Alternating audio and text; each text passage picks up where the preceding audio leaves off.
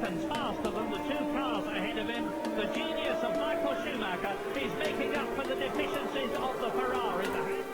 Just like Schumacher's arrival to Ferrari, the 5700 XT brought about the beginning of a new phase in AMD's competitiveness against Nvidia. The Red Team has been the clear underdog over the years, but recent GPUs like the 6000 series and now 7000 series have truly taken the fight to the top end of what Nvidia has to offer. But the journey started here with the 5700 XT. AMD's first real shot at Nvidia with the RDNA architecture. Only offering up to the mid-range with this first generation, AMD actually had some compelling hardware versus the competition. When I spotted this 5700 XT as a refurbished item at my local micro center, I had to go get it and test it out. At only $100, I think this card offers tremendous value on paper. With 8GB of VRAM, this is also a compelling option against any of the 6GB or 4GB cards that Nvidia has too. This particular model has a rather low-end cooler, and that could play an impact with the card's performance though. I also chose to go for a performance option in the AMD driver, but this may have run the card with more voltage and used more power, running it hotter. And that may not be the best way to set this up, as many people do suggest undervolting it. But I think I'll explore it in a future video, but for now we can just look at how it would run if someone were to just take AMD's advice with their recommendations under that performance option. And we'll be running this card in my test system. The i5-12600K should do a good job at showing what most systems can see out of this GPU.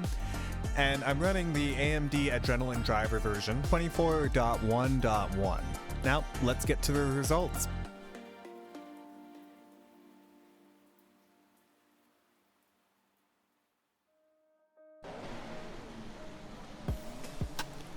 So let's start out with F123. This is on the high preset with an isotropic filtering set to 8 times. The average frame rate is 102.1 with 1% lows at 83.1 and 0.1% lows at 73.1. So overall it's a good performance by this card with this game in these settings, but I think that there's an issue with the frame pacing here, and well, it's not bad, but it is something I think that could be better still.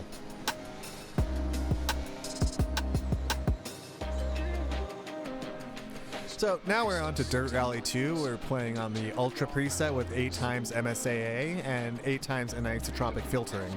We have an average frame rate of 105.9 with 1% lows of 79.5 and 0.1% low of 62.5. So again, similar experience to what we had in F123, where the average frame rate is pretty good, but we are seeing a drop on the low 1% and 0.1% lows, which is going to cause a bit of an issue with the overall experience. So now let's jump into AMS2, Automobilista 2 on the high preset with an isotropic filtering set to 8 times. The average frame rate is 118.4 with 1% lows of 87.3 and 0.1% lows of 75.9. So this is, again, another experience where the average frame rate is over 100, almost 120 frames per second. So you're getting a high refresh rate experience here. But with the drops, you can feel it, and it is noticeable, and I think it is something that would affect you when you're really getting into the zone and focusing.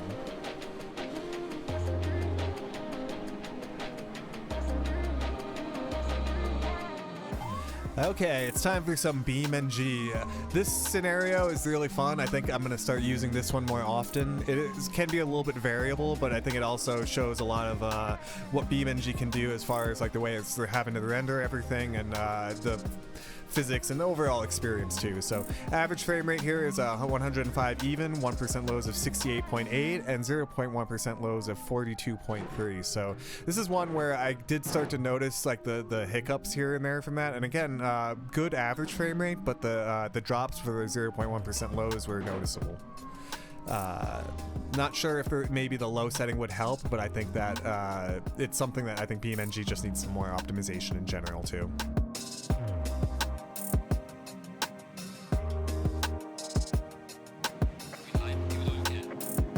All right, time for Assetto Corsa Competizione. This is on the medium, the mid preset. Average frame rate of 105.1 with a 1% low of 81 even and a 0.1% low of 67.4. So another one where we're seeing a pretty good high refresh rate experience on the average frame rate.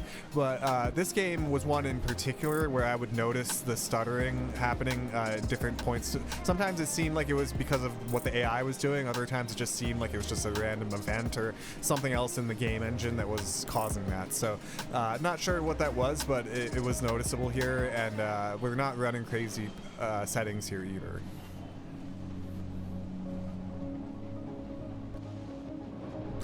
Alright, time for RFactor 2. This is on the Ultra preset with Ultra Post Processing. We're getting an average frame rate of 95.5 with 1% low of 56.4 and 0.1% low of 47.1. So this is one where I've questioned whether Ultra was the right way to go on this. I just wanted to have it as a good test for the graphics card, but in the future I think I may set it to some lower settings that would be more realistic of what I would play if I was using this setup. I've also started to notice how hot the GPU is running as well. I think that might be influenced by that performance setting, and I think that's something I'm going to have to look into switching in the future. So lastly, we're on to RaceRoom. We've got it running at the max settings and textures.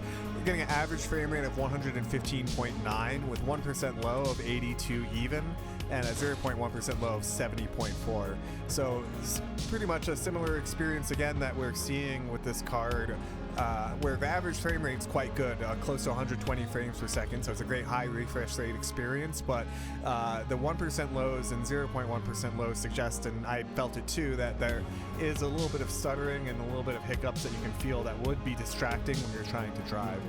And that's something that you could see in the results here, that while the average frame rate's good, if you're sensitive to that smoothness, which I feel I am, I think a lot of people can be, it's going to be something that's going to affect your performance.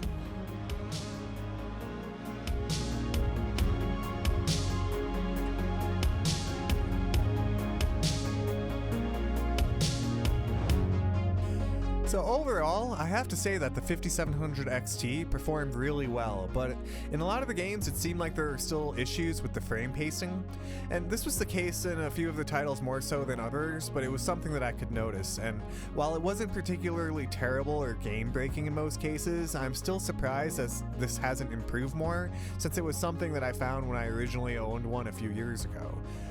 So I'm wondering how it will compare today against the GTX 1070 and the 1080 Ti. Are the GeForce cards better when it comes to the consistency of the frame rate?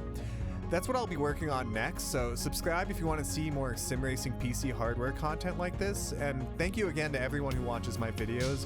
All of you commenting has really motivated me and it drives me forward, and I honestly can't thank you enough for that. So thanks again for watching, take care, and see you in the next one.